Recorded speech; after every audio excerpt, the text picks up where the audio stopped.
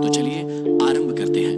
8वें अध्याय की शुरुआत में श्री चाणक्य कहते हैं कि निकृष्ट लोग सिर्फ धन की कामना करते हैं, मध्यम लोग धन और यश दोनों की चाहत रखते हैं और उत्तम लोग केवल यश की चाहत रखते हैं, क्योंकि मान सम्मान सभी प्रकार के धनों से श्रेष्ठ है। जिस जीवन में मनुष्य को मान सम्मान नहीं मिलता है, वह जीवन धन से भरपूर होने पर भी व्यर्थ है। धन नष्ट हो जाता है, परंतु आदमी का यश उसके मरने के बाद भी अमर रहता है। आगे समझाते हैं कि दीपक का प्रकाश अंधकार को खा जाता है और कालिक को पैदा करता है। उसी तरह मनुष्य सदैव जैसा अन्न खाता है, वैसे ही उसकी संतान होती है। यदि मनुष्य गलत तरीकों से कमाए गए धन का अन्न खाता है, तो उसकी संतान भी उसी तरह के गलत कर्मों में लग जाएगी। और यदि आदमी ईमानदारी से कमाए गए अन्न को खाता है, तो उसकी संतान भी ईमानदार होगी। इसलिए परिश्रम और ईमानदारी से प्राप्त अन्न खाना ही श्रेष्ठ होता है। आगे समझाते हैं कि हे बुद्धिमान पुरुष, धन गुणवानों को ही दे, अन्य को नहीं।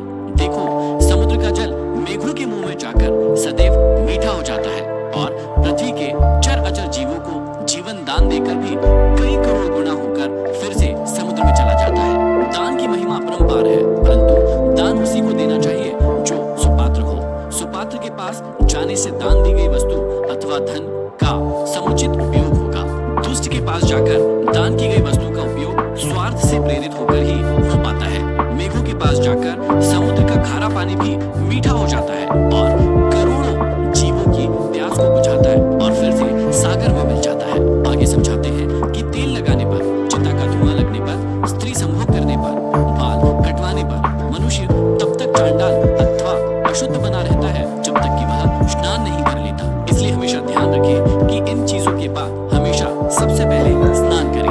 अपच होने पर पानी दवा है, पचने पर बल देने वाला है। भोजन के समय थोड़ा थोड़ा जल अमृत के समान है और भोजन के अंत में जहर के समान फल देता है। इसलिए हमेशा ध्यान रखें कि भोजन के अंत में पानी ना पिए, या तो भोजन के दौरान थोड़ा थोड़ा पानी पिए या भोजन समाप्त होने के आधे से 1 घंटे के बाद पानी का सेवन करें। बुढ़ापे में स्त्री का मर जाना, बंधु के हाथों में धन का चला जाना और दूसरों के आश्रय पर भोजन का प्राप्त होना, ये तीनों ही स्थितियां पुरुषों के लिए दुखदायी है।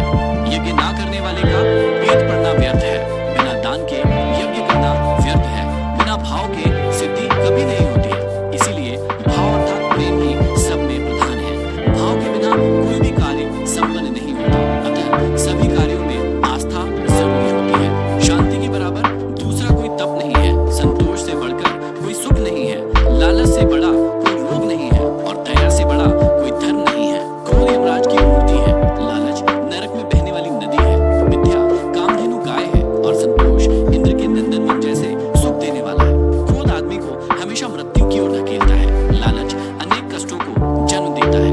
विद्या मनोवांछित फल देने वाली है और संतोष से आत्म सुख मिलता है। गुण से रूप की शोभा होती है, शील से कुल की शोभा होती है, सिद्धि से विद्या की शोभा होती है और भोग से धन की शोभा होती है। यहाँ भोग से आशय यह है कि धन का उपयोग जब तक सकर्मों के लिए नहीं किया जाता, तब तक धन की शोभा नहीं की जा सकती। आगे चाणक्य कहते हैं कि गुणहीन व्यक्ति की सुंदरता व्यर्थ है, दुष्ट स्वभाव वाले व्यक्ति का कुल नष्ट होने योग्य है।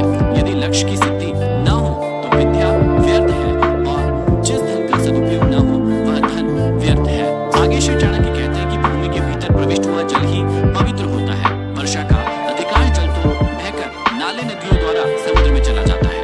जो जल बचा हुआ है वह कुओं, नदियों और तालाबों में भूमि के स्रोत से आता रहता है। आगे कहते हैं कि लोभ से प्रेरित ब्राह्मण आदर का पात्र नहीं रहता है और महत्वाकांक्षा न रखने वाला राजा आलसी और अकर्मण्य होकर नष्ट हो जाता है। संकोच करने वाली वेश्या ग्राहकों को प्रसन्न न करने के कारण अपना धंधा चौपट कर लेती है और बेशर्म कुलीन स्त्री दूसरों का विषय वासना का शिकार होकर पतित हो जाती है। संसार में विद्वान व्यक्ति की प्रशंसा होती है, विद्वान व्यक्ति ही सभी जगह पूजे जाते हैं। विद्या से ही सब कुछ मिलता है, विद्या ही सब जगह पूजा जाता है। जो व्यक्ति मांस मदिरा का सेवन करता है वे इस पृथ्वी पर बोझ